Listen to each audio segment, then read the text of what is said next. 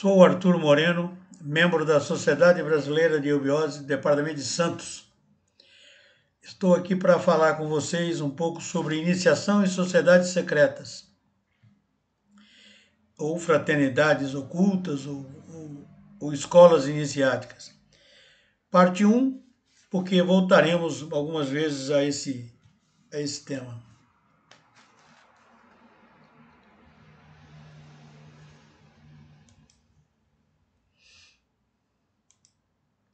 A Sociedade Brasileira de Eubiose foi fundada em 10 de agosto de 1924, em Niterói, Rio de Janeiro, pelo professor Henrique José de Souza, com o nome de Dharana, Sociedade Mental Espiritualista.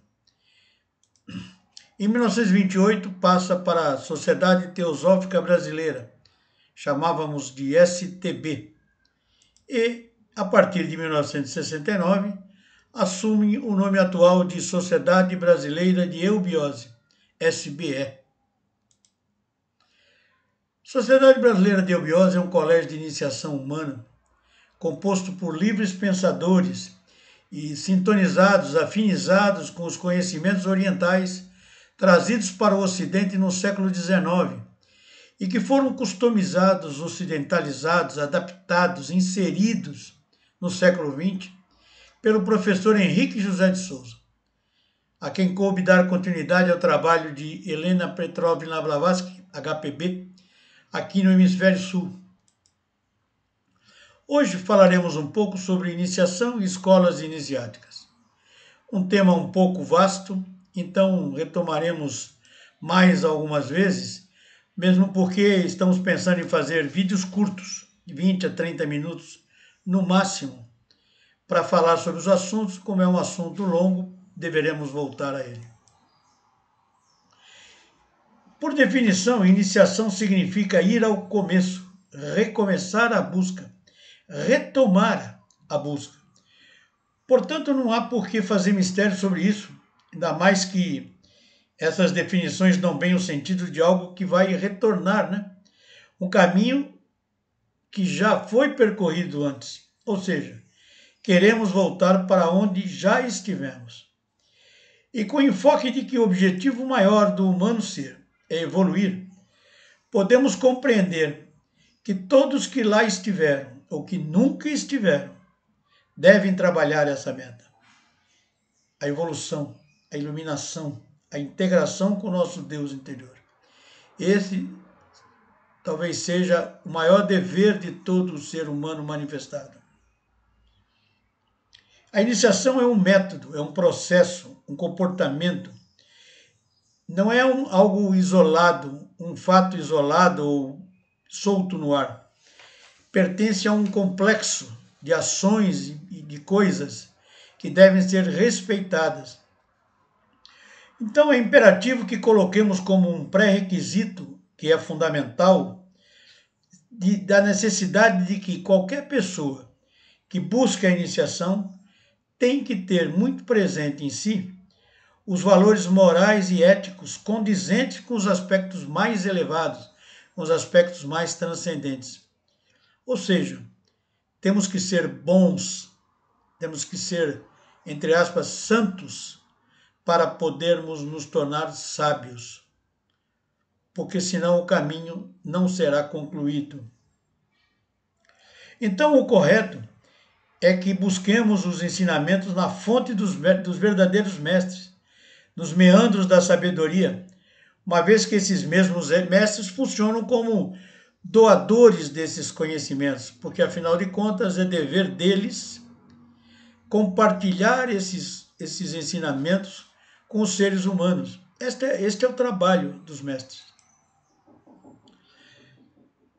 Iniciar-se está ligado diretamente à expansão da consciência comum para a consciência espiritual, até que esta, ao tomar conta de todo o nosso ser, transforme-se em percepção global. A eubiose nos ensina que despertar poderes internos, psíquicos ou mesmo superiores, não pode ser um objetivo, mas poderá ser uma decorrência, uma consequência da nossa evolução. Tudo na vida é iniciação. Atitudes certas ou erradas ou nem tão certas constituem um aprendizado, portanto, contribuem à sua maneira para a iniciação pessoal. O caminho iniciático exige muita atenção, porque é nas dificuldades que se apresentam é que nós devemos tirar as lições que construirão as pedras, o piso básico do nosso caminho. Como escreveu o grande escritor e poeta português Fernando Pessoa, pedras no caminho, guardo todas. Um dia vou construir um castelo. Voltaire caracterizou em poucas palavras esses benefícios dos mistérios, ao dizer que, mesmo entre o caos das superstições populares, sempre existiu uma instituição que evitou a queda do homem em absoluta barbárie, em absoluta animalidade. A instituição dos mistérios. Blavatsky ensinou-nos: o teósofo não crê em milagres divinos nem diabólicos, nem em bruxos, augúrios, etc. Mas tão somente em adeptos, ou como ela gostava de dizer, mahatmas, capazes de realizar fatos de caráter fenomênico, aí sim, a quem eles julgarem dignos dos mesmos. Mas não o fato em si, o efeito. O teósofo, continua Blavatsky, não deve sujeitar-se aos prejuízos e opiniões de ninguém, pois tem que formar suas próprias convicções, de acordo com as suas regras de evidência, com aquilo que ele entende, com aquilo que ele domina, com a ciência que ele se dedica, e sem atender a fanáticos, sonhadores, nem a dogmatismos religiosos, enfim. Jesus, o Cristo bíblico, pregava uma doutrina secreta. E secreta naquele tempo significava mistérios de iniciação. Esses mistérios de iniciação foram negados, foram adulterados, foram até mesmo repudiados pela Igreja Católica ou cristã, que advém do próprio Jesus Cristo, o bíblico, né? O que era antes, o que hoje se transformou numa doutrina secreta, numa doutrina religiosa, perdão, era, na verdade, o conhecimento secreto anteriormente. Em suma, através da nossa iniciação iremos entender a vida, mas como? É simplesmente caminharmos e vamos entender? Não é bem assim. Justamente, as escolas de iniciação procuram indicar um caminho, um roteiro, um padrão de comportamento para facilitar o alcance, para facilitar a meta de saber, para que possamos entender o que estamos fazendo aqui. A iniciação na visão da SBE pode ser evidenciada através de processos ternários, uma vez que este é o modelo pelo qual podemos compreender, podemos perceber o próprio Eterno. Ele é uno em essência, trino em manifestação e cétuplo em evolução. De maneira unitária, ternária e setenária, é que podemos perceber o Eterno em toda a natureza manifestada, em todas as leis naturais. É importante que entendamos que todo esse caminho para ser seguido, para entender a vida, para iniciar, para percorrer esse caminho de iniciação, objetiva uma dificuldade, a que sejamos santos e sábios. E para isso devemos usar um triângulo, já que o Eterno é trino, vamos usar a sua forma de manifestação. A SBE, ela cultua muito o ternário, o triângulo, para objetivar diversas formas de estudo. Mas vamos precisarmos aqui de identificar escola, que é onde recebemos os conhecimentos, teatro, que é onde vivenciamos esses conhecimentos, e o templo, que é onde nós plasmamos o que aprendemos e vivenciamos. O importante é que nós tenhamos uma consciência bem clara de que não adianta só estudar, também não adianta ser só bom de coração. Nós devemos ter santos e sábios, e devemos então ter conhecimentos e vivenciarmos esses conhecimentos. A sabedoria, ela só se torna real quando os conhecimentos são vivenciados. O conhecimento guardado para si, ele é diletantismo, ele não serve para nada. É uma árvore frutífera que não gera frutos. Portanto, não é uma árvore frutífera.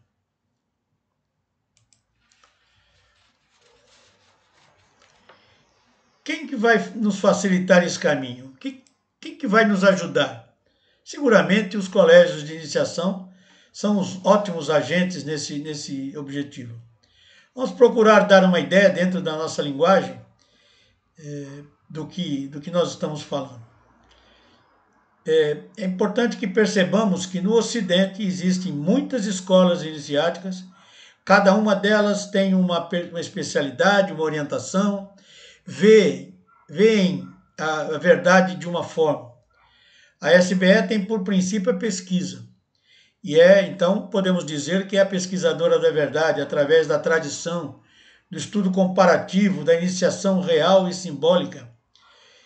A SBE procura beber na fonte da árvore da verdade universal, da verdade una. Então, por isso que ela se traduz muito através do estudo comparativo entre as religiões e tradições. Porém, a SBE assumiu para si, por força de lei, a responsabilidade de trazer para a humanidade um novo estado de consciência. Esse estado de consciência que é necessário para que se possibilite a implantação da nova era, da era de Aquários, a era de Maitreya Buda, o grande avatar branco do Ocidente.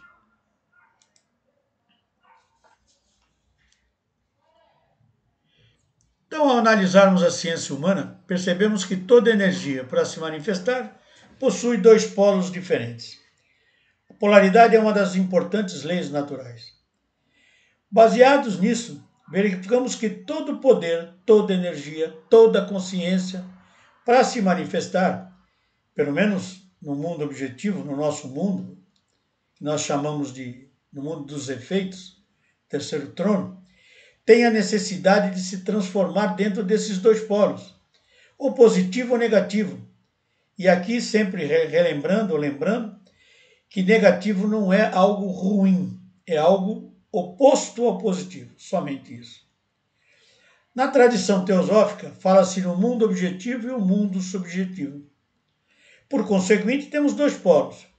O mundo subjetivo gera algo no mundo objetivo que acaba produzindo o conhecimento, o verbo, se fazendo carne, como dizem as tradições cristãs. Então, o mundo subjetivo está ligado diretamente ao espírito. O mundo objetivo está ligado diretamente à matéria. É algo inspirador, né?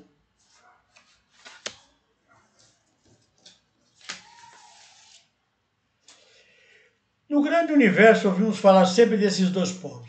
Um é o que está em evolução e o outro é o que está inspirando, orientando aqueles que estão evoluindo. É a energia que faz o aparelho se movimentar, que gera a polaridade.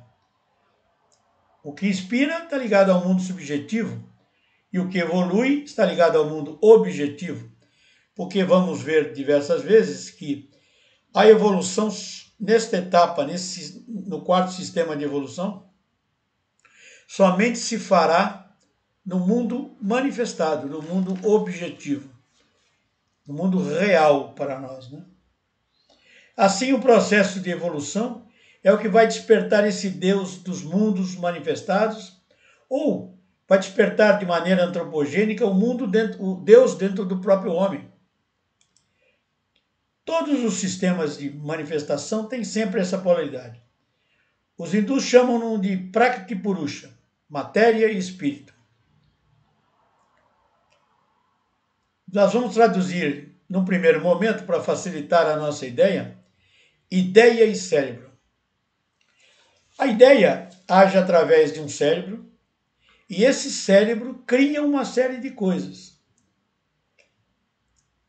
Aproveitando a analogia, também podemos estendê-la, vamos observar que o cérebro, para criar, também precisa dos órgãos de ação, precisa dos nossos braços, pernas, boca, ouvido, olhos, enfim, precisa de algo a mais, né? Que nesse contexto, para os órgãos de ação, o cérebro funciona como o aspecto superior. Mas começou tudo com a ideia e o cérebro. Esse Deus, ou esse ser cósmico, ele está em tudo que é manifestado. Por isso é que nós temos que caminhar para a evolução. Bom, vamos falar um pouco de trabalho, né? O trabalho realizado no mundo objetivo é diferente do trabalho realizado no mundo subjetivo. O trabalho realizado no mundo progressivo, no mundo objetivo, ele é progressivo, ele é contínuo. E no mundo subjetivo, o trabalho é somente de inspiração. Inspiração, a ideia. Realizador, o cérebro. Um tem por base a razão e o outro a emoção. O professor sempre disse que queria que nós tivéssemos equilíbrio entre mente e emoção, entre coração e razão, para que a gente pudesse alcançar na Terra as maiores alturas. Bom, dentro dessas inúmeras gerações que já passaram pelo nosso planeta, pelo nosso globo Terra, sempre poderemos identificar um agente inspirador na forma ou na condição de orientador. Seria um ser mais experiente, mais velho, mais vivido, que sabe o caminho mais curto para se chegar ao fim. Esse orientador, esse ser, não necessariamente é uma pessoa. Pode ser um colégio de iniciação, ali representado por diversos seres, por diversas pessoas. Algumas escolas iniciáticas também admitem a hipótese do discípulo alcançar uma evolução sem um mestre. Poderia ser possível, é louvável, porém entendo que é muito pouco prática, porque no nosso mundo, no Ocidente, no século XXI, nessa globalização desvairada, nessa interligação de tudo, nessa agilidade, nessa rapidez, é difícil termos a tranquilidade para, sozinho, meditarmos e alcançarmos a realização. É óbvio que, sem demérito nenhum, ser iluminado, ser um evoluído no Tibete, meditando sozinho no alto da montanha por meses, anos, é muito mais prático, muito mais fácil, aspas, para se encontrar a evolução. Mas, como diz uma amiga minha, fazer evolução, fazer meditação, né, no meio do trânsito da cidade de Santos, por exemplo, São Paulo, é um pouco mais complicado. Bom, enfim, mas sempre podemos identificar orientadores pessoas que instruíram esses caminhos em colégios de iniciação inúmeros durante todo o nosso passado recente. Portanto, sempre houve a possibilidade de seguir um caminho mais curto. Se eu quiser aprender sem orientador, fatalmente demoraremos muito mais tempo, o que significa talvez muito mais vidas, e além disso, talvez não consigamos um trabalho perfeito, harmônico, correto. Podemos ter sempre algo defeituoso. Sempre nós vamos identificar grandes orientadores, grandes seres, cuidando da trajetória da humanidade. Isso é perceptível em qualquer estudo simples que se faça da humana caminhada.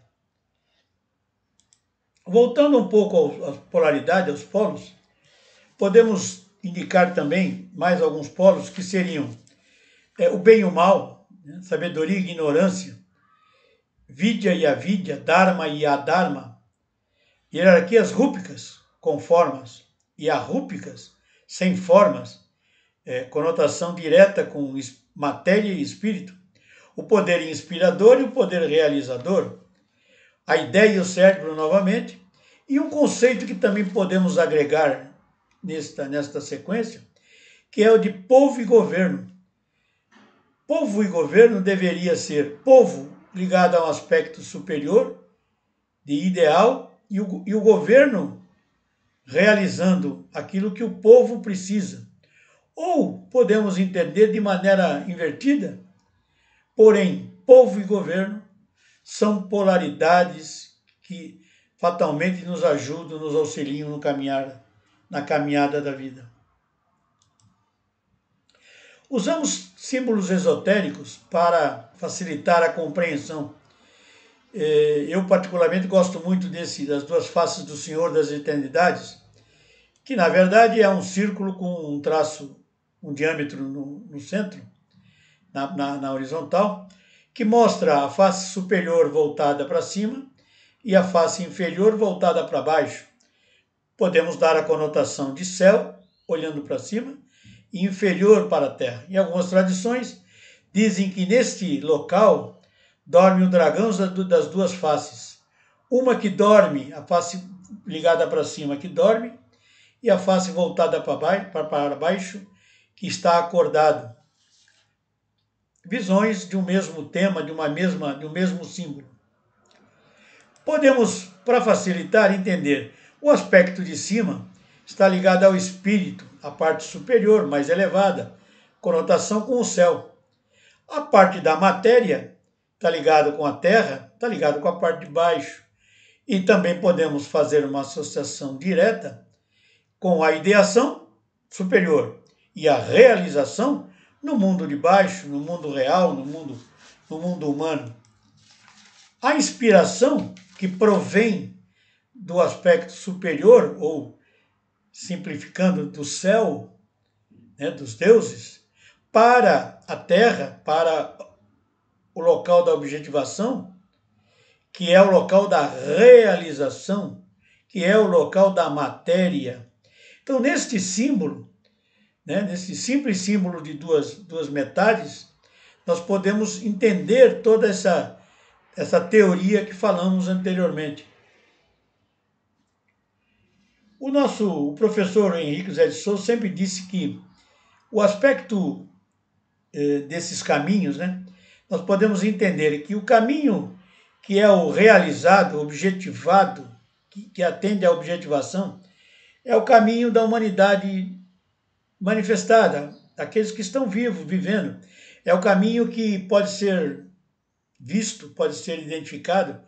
Eu gosto de dizer nos livros de história universal, a trajetória da humanidade, dos seres humanos, ao longo dos tempos. E existe um caminho que é esse, que é o de viver. E isso é importante, né? Porque já que eu falei que somente no mundo manifestado é que evoluímos, então temos que viver também. E o outro caminho, que é o caminho do andar de cima, é o caminho que é trazido para nós por aqueles que trilham os caminhos iniciáticos,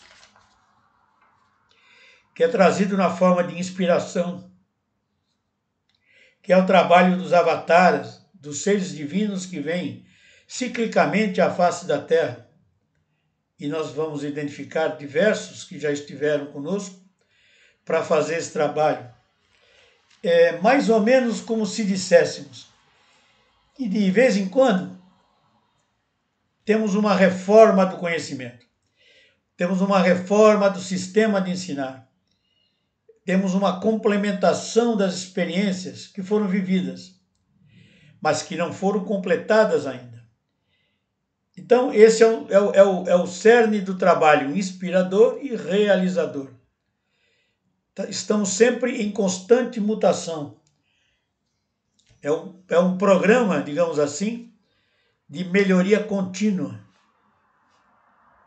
sempre polarizando, sempre polarizando. Isso é importante.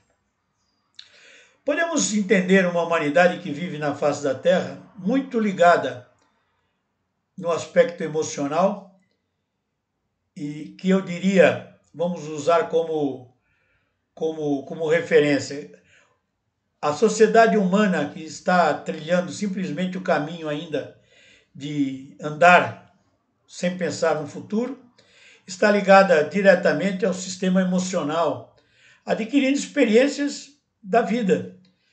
Adquire experiências porque vive, simplesmente. Não porque procura melhorar, porque procura evoluir. Vive e vai adquirindo. Então segue os ciclos normais, né? A vida normal. Porém, tem aqueles que buscam os caminhos iniciáticos, que buscam a iniciação real, que estão ligados ou que se pretende se somar às linhas do Pramanta. Pramanta é o conjunto de seres que compõem o suprassumo de um trabalho realizado durante uma época, que é o caminho das grandes fraternidades. Esses seres, eles vivem mais ligados ao mental, às ideias, à procura da evolução. Então, novamente aqui, nós temos a polaridade mente e emoção. Como o professor Henrique nos ensinava, temos que equilibrá-la. Precisamos viver, então precisamos completar a mente, ou seja, o aspecto de emoção, temos que ter somente as emoções superiores para podermos trabalhar tranquilamente, livremente o mental, para que possamos andar na trilha evolutiva. E esse conhecimento, todo esse conhecimento que está disponível para quem busca a iniciação, ele está preservado pelas sociedades secretas. Por quê? Porque esse conhecimento ele não pode ser deturpado. A tradição ela tem que permanecer literal. Então esse conhecimento mais completo está guardado pelas sociedades secretas. Nós vamos identificar sociedades secretas ligadas à iniciação real, à mente, e as sociedades humanas ligadas aos seres da face da Terra, ao mundo profano. Aqui também podemos continuar pensando nessa polarização. Os dois têm que caminhar para frente, porém temos que estar equilibrados. Só que o conhecimento, para que ele não seja perdido e jogado fora, a Bíblia Sagrada diz que não dai pérola aos porcos. Devemos, aqueles que não estão preparados para receber os conhecimentos divinos, não devem receber. Somente aqueles que têm a vontade, o ideal de busca, a necessidade de seguir o caminho da iniciação é que vão ter méritos para poder receber esses conhecimentos. Então, o que acontece? Os discípulos, que já são instrutores, quando eles falam aos mundos, ou nas reuniões, nas aulas, eles dizem tudo? Não. Eles guardam no seu cérebro, na sua mente, aquilo que é secreto. E não pode ser dito ao mundo tão cedo. E fazem, e só vão dando em gotas aquilo que os discípulos, agora discípulos, estão preparados para receberem. Então, só aquilo que eles podem compreender. A Sociedade Brasileira de Eubiose tem uma série de graus de instrução que começa pelo grau dos iniciantes. Chamamos de peregrinos, sem demérito nenhum. É o primeiro, é a base. Ao percorrermos o caminho dos peregrinos, estaremos ganhando alicerce, ganhando suporte para poder entendermos os demais graus. E é assim que funciona, é assim que é. Então, as sociedades, as fraternidades, sociedades secretas, elas guardam a sabedoria e vão difundindo de pouco em pouco. Por isso que nós temos sociedades exotéricas, que são aquelas que cuidam de assuntos que podem ser conversados, que podem ser divulgados, e sociedades esotéricas, aquelas que cuidam dos ensinamentos do futuro, dessas revelações. Nós vamos acabar identificando na face da Terra que algumas sociedades exotéricas já estão tão evoluídas e já se tornaram, digamos, pré-esotéricas. Isso acontece. Já é feita uma seleção natural. O grande problema hoje da internet livre é que pode postar-se qualquer coisa a qualquer tempo, qualquer pessoa pode ter acesso, mesmo aquelas que são inexperientes naqueles assuntos, e podem ter uma visão deturpada daquilo, e podem levar para frente essa visão deturpada. Então há que se ter muito cuidado com a disseminação de conhecimento. Porém, os seres humanos, aqueles que estão guiados ainda pelo emocional, que querem fazer seguidores, que querem fazer se tornarem instrutores do apocalipse, ou de dizerem coisas diferentes, coisas novas, eles acabam instruindo erradamente as pessoas. Isso é um risco. Isso são fraternidades, sociedades ou culturas exotéricas que estão bem vulgares. Isso é um problema. Quanto aos esotéricos, eles, como sempre, primam pela primazia de preservar o conhecimento. Embora que, mesmo assim, ainda alguns seres humanos de colégios esotéricos teimam em divulgar as coisas fora do seu tempo natural. Mas, deixe.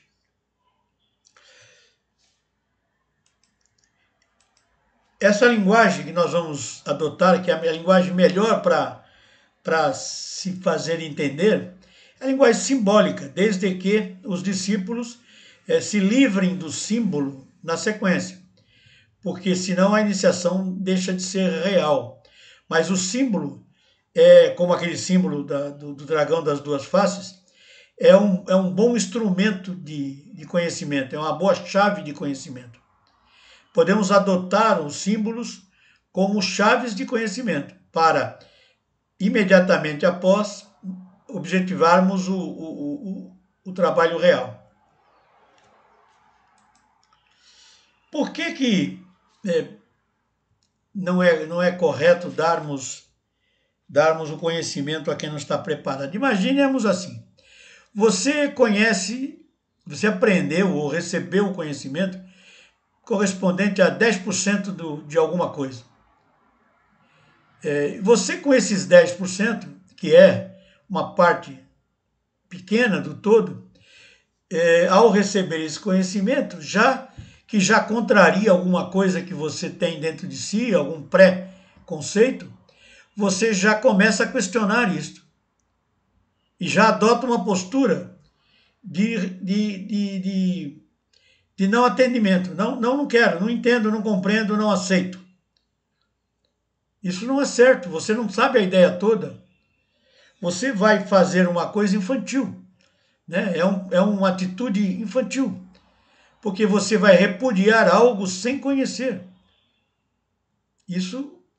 Mas é fato que acontece com aqueles que conhecem só uma parte da ideia e nem sempre estão preparados. Então, a ideia como um todo, ela tem que ser colocada de maneira sequencial e até usando uma expressão científica, acadêmica, ele tem que ser encadeado de maneira acadêmica, cartesiana, para que haja uma compreensão.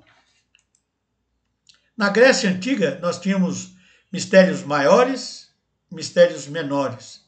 Na Grécia Antiga, que era uma civilização conhecida por ter muitos seres da mais alta estirpe. Grandes filósofos, grandes matemáticos, grandes pensadores. Não tinha nem a expressão sociólogos, mas eles já eram sociólogos também. Mistérios maiores eram os esotéricos, né, os guardados, e os mistérios menores eram os exotéricos, que podiam ser divididos com todos, de maneira geral. Já que falamos tanto em polaridade, o professor Henrique José de Souza dizia que nós podemos até formar uma nova filosofia, somente baseando na lei da polaridade. E ele dizia mais ou menos assim: o que eu mais queria é que meus filhos entendessem a lei da polaridade, pois alcançariam na Terra as maiores das bênçãos. Voltaremos em breve com outras concepções, um pouco mais do tema iniciação e sociedades secretas. Agradeço muito, muito mesmo, pela sua atenção. Conto com vocês sempre. E se vocês quiserem mais informações sobre a SBE, acessem www.eubiose.org.br. Para nós, aqui no Departamento de Santos, nós estamos usando um canal do YouTube, simples, mas que tem bastante conteúdo, para divulgação do nosso material de estudo. Chama-se Iniciação em Santos. Acessem o canal, inscrevam-se para receberem as atualizações e aproveitem o material. Nosso prazer, nosso dever é compartilhar com todos aquilo que aprendemos no nosso colégio.